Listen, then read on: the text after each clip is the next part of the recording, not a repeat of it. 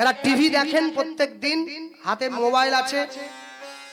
হিন্দিতে সোনি বলে একটা চ্যানেল আছে, সোনি চ্যানেল, ওখানে গানের অনুষ্ঠান হচ্ছিল না, আমি কদিন আগে দেখলাম ঘটনাটা। একটা 8 বছরের বাচ্চা ছেলে এসেছে গান গাওয়ার জন্য।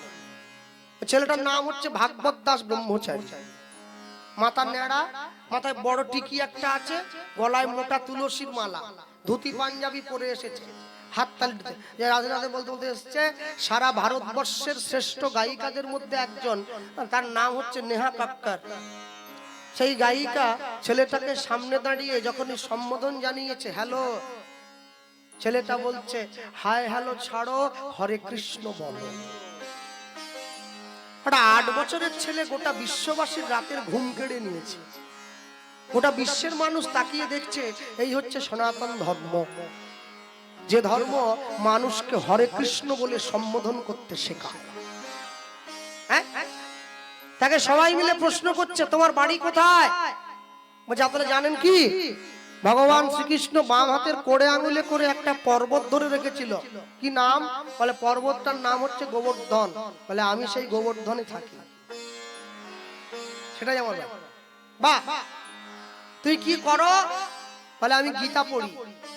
বলে এত এত বই থাকতে গীতা কেন পড়ো?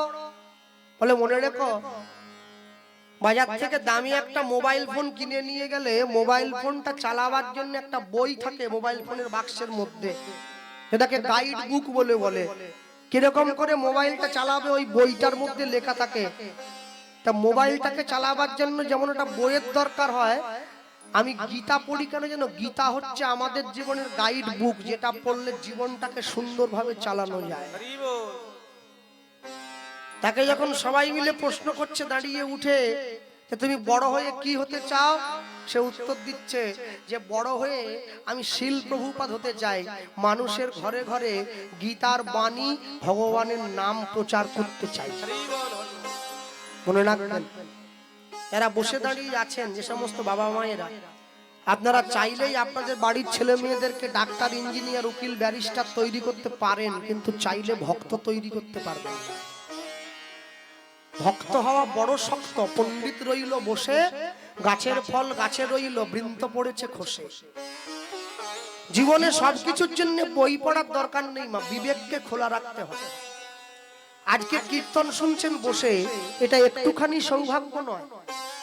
আজকে শোনার শক্তি আছে, শুনছেন না, একদিনকে শুনতে চাইবেন কিন্তু শক্তি থাকবে না। হ্যাঁ, কীর্তন শুনে রাত্রে বাড়িতে গিয়ে মাছের ঝোল দিয়ে ভাত খেয়ে শুয়ে পড়লেন, হরিনামের কৃপা পাওয়া যাবে কি? যাবে না। আগামীকাল একাদশী, যেখানে গানে যাই, একাদশীতে কীর্তন থাকলে কালকে মেদিনীপুরে গান আছে আমাদের। তো বাড়ির মালিককে বলে দিয়েছি একাদশীর ব্যবস্থা করবেন।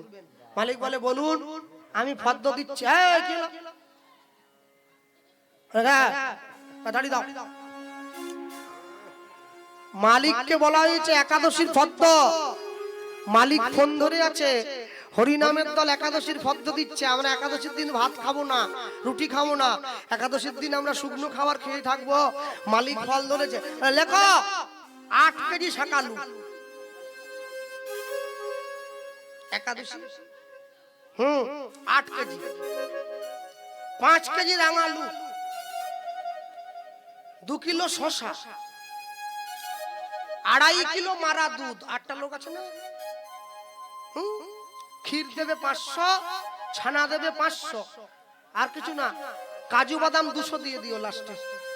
মালিক আমাকে ফোনে বলছে, দাদা এর থেকে ভাত খেলে ভালো হতো নি?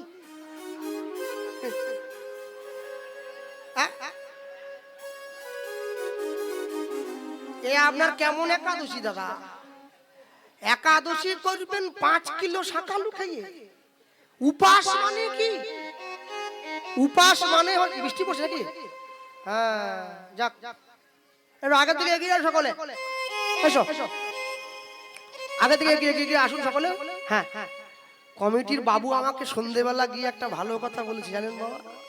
বলছে, দাদা আমাদের জায়গাটা ছোট তো আমরা প্রচার করিনি বেশি, জায়গা দিতে পারবো না, সমস্যা আছে বহু। যাক, আগে থেকে এসো। হ্যাঁ, কি করবে মা, প্রাকৃতিক দুর্যোগ যদি হয় সুজন তেঁতুল পাতায় 9 জন, আর যদি হয় 2 জন তাহলে কচু পাতায় 1 জন। এত বড় পাতা হলে কি হবে, একজনের কুলোইনি।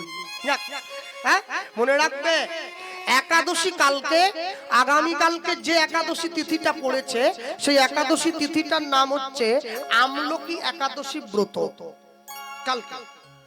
কালকের দিনে ভগবানকে একটা আমলকি, যেন পচা খরা না হয়, দাগি না হয়, একটা আমলকি ফল, তাকে ধাত্রী বলেন আপনারা, বাজার থেকে কিনে সুন্দর করে ধুয়ে তার উপরে একটা তুলসী পত্র দিয়ে গোবিন্দ চরণে নিবেদন করতে হয়। আমলকি একাদশী আগামীকাল। এই একাদশী করলে মনের কালিমা দূরে যায়। কাল আমলকি একাদশী। বেশ, এই মহাপ্রভুর সামনে দাঁড়িয়েছে।